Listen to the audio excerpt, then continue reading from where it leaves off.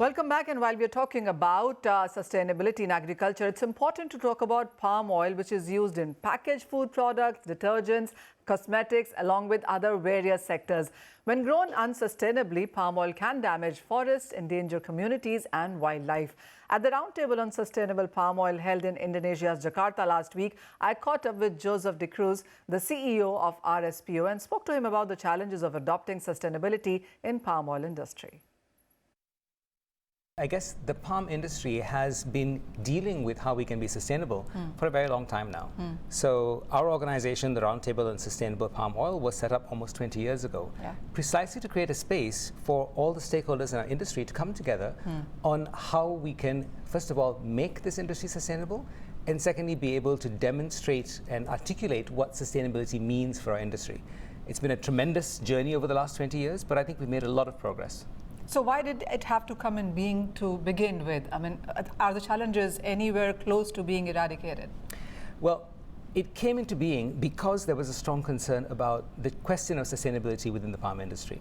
Going back 20 years ago, there was a lot of concern very validly about deforestation, about the conversion of large amounts of tropical forests to grow palm because of the tremendous demand, but also other concerns over the years around forest fires, around climate change, and increasingly now also about the working conditions of our workers in the communities within which we work. So the RSPO has been a platform for us to engage on these conversations and demonstrate that it's possible to find solutions. Let me start with India itself. And do you see a lot of sustainable procuring happening from India? I think the trend in India has been very promising. So for the longest time in our conversations with India, a genuine concern, I think, on the part of many MNCs and others was whether the Indian market was able to absorb what they saw as the additional cost of sourcing sustainably. Now, two things I think have shifted. I think first of all... Would you say there's a lot of premium when you talk about palm and then sustainable sourced palm? Interestingly, no. Okay. So for a long time, I think there was a concern and a perception that the price of sourcing sustainably was quite high. In reality, increasingly, I think many of our members have started to realize that the incremental difference is tiny.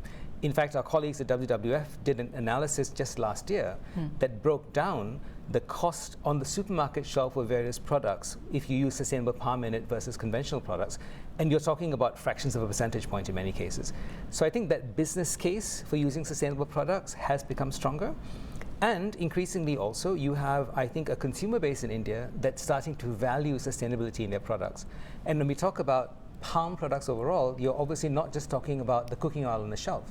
You're talking about ingredients that go into cosmetics and perfumes and chemicals and household detergents and others. And in these markets, I think the Indian consumer has definitely become a market that prioritizes sourcing sustainably and using responsible products. Interestingly, Indonesia, where we are right now, is the largest producer, exporter of palm oil, and India is the largest importer of palm oil. Yes. Do you see India continuing to hold that #1 position in imports?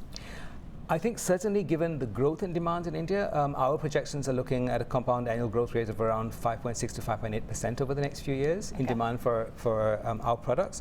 And I think given the nature of the growth, not just in the population of India, but in the economy of India, we certainly expect to see significant growth. Because of course, as Indian consumers also become wealthier, and consumption patterns change, you will see a shift into using and consuming products that contain more vegetable oils. So yes, absolutely. All right, so the Indian consumption of palm oil is expected to increase by 5.6 to 5.8% going forward. But also on the sidelines of the conference, I met with Saugata Niyoshi, who is the CEO of the palm oil business at Godrej Agrovet. I began by asking him about the government's national mission on edible oils, which aims to increase palm oil production within India.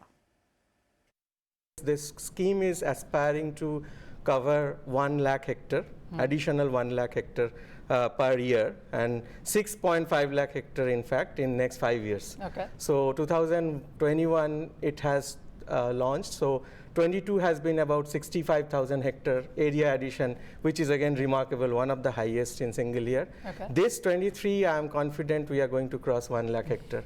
And that gives a belief that yes, 6.5 lakh hectare is achievable by 2027. All right. So, you know, the concerns that we have in Indonesia and Malaysia right now about creating damage to forest and biodiversity, etc. That's not the case in the Indian markets.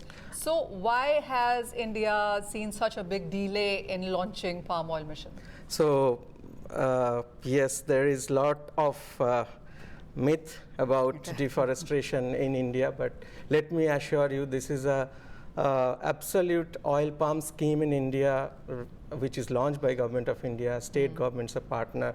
It's definitely not something which we see in other part of the world, because to be precise, about 110 million hectare of agricultural land we have, and we are talking about conversion of only 1 million hectare. We don't need forest to convert, very frankly. But so is it going to be a problem about water? Because we understand palm needs a lot of water. I'm going to cover that. Okay. So a lot of area is crop to crop conversion, and very little from wasteland conversion, but no forest conversion. Let me tell you one more important aspect of this scheme. These are state and center funded scheme. Okay.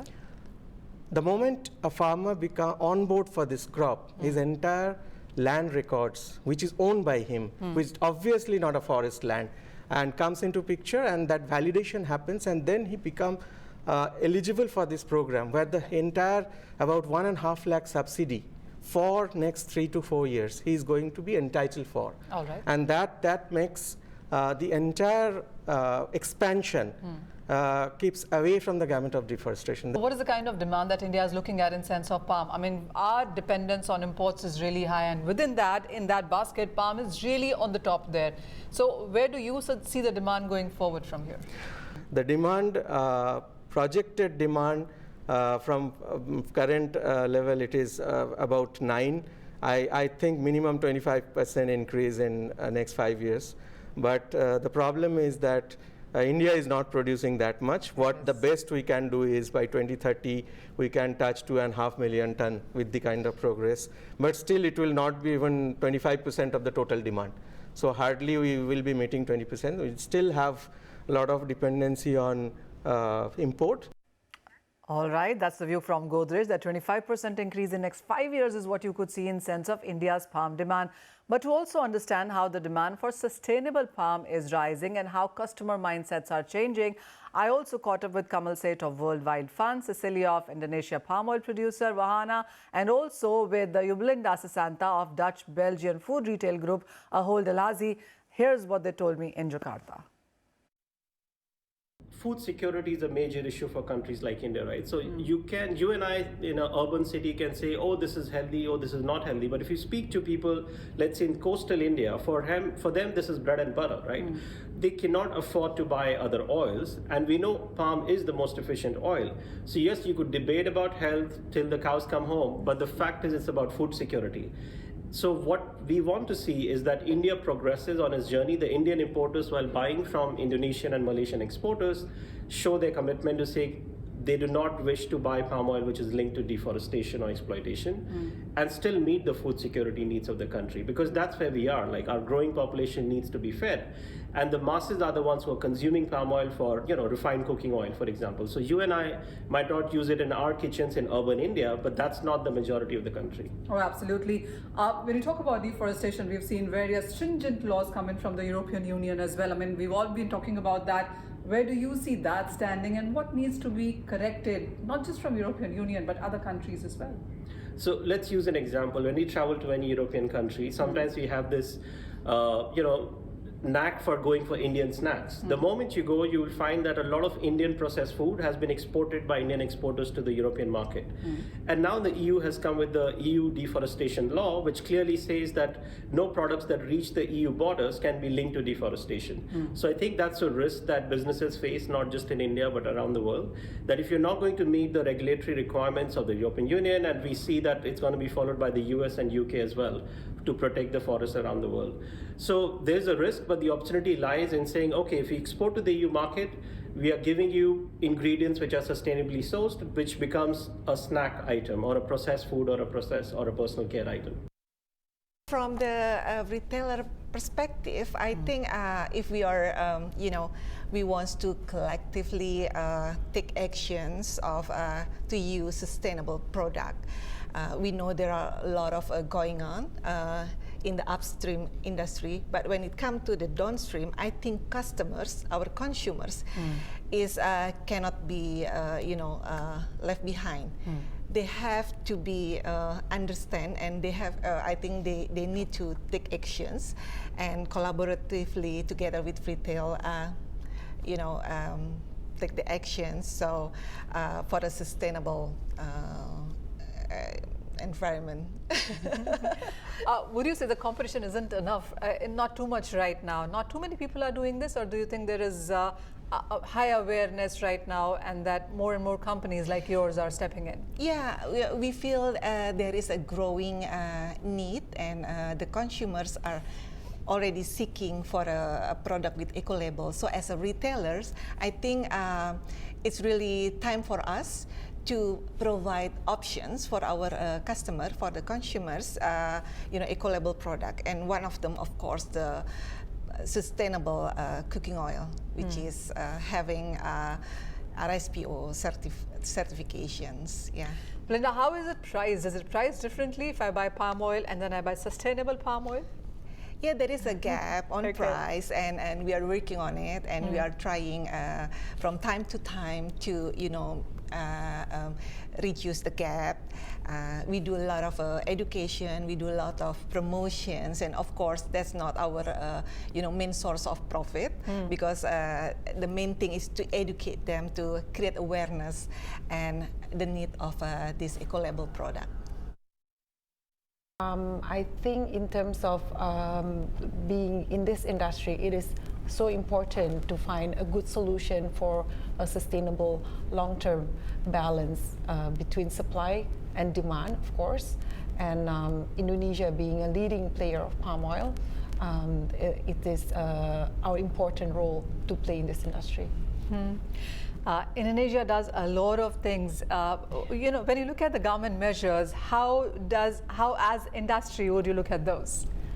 In terms of government measure, we do have support from the government. It is a strong support for the industry. It is one of the leading industry in Indonesia. We are regulated by the government measures, and we are, I think, still the most competitive market in the world. Indonesia as the leading palm oil, just simply because our strong population, the growth, and the investments from other companies, other countries as well in Indonesia, that makes the industry grow to another level. Yeah. Where do you see more demand coming in from as we go ahead from here? Because we all know that palm oil, while you said most of your buyers are food companies, but with the kind of demand that we've seen from pharma and cosmetics and detergents, the market is just growing. The market is growing. Palm is used in almost everything that you see on the table, dining table, even on your makeup table, right? So it is a very important and leading industry. The strong demand that we see in our company in particular, of course, in the food and nutrition-related business, there are things that we supply to biodiesel as well, and that's another level, because there's a certain awareness. While probably not RSPO, they have other measures of sustainability. All right, that is really the cue coming in when it comes to sustainability, that population is only growing, the land is not, so the yields have to be taken higher, and sustainability is the only way forward, especially for palm, as we have been discussing. But with that, it's a wrap on this edition of Commodity Champions. Thank you for watching.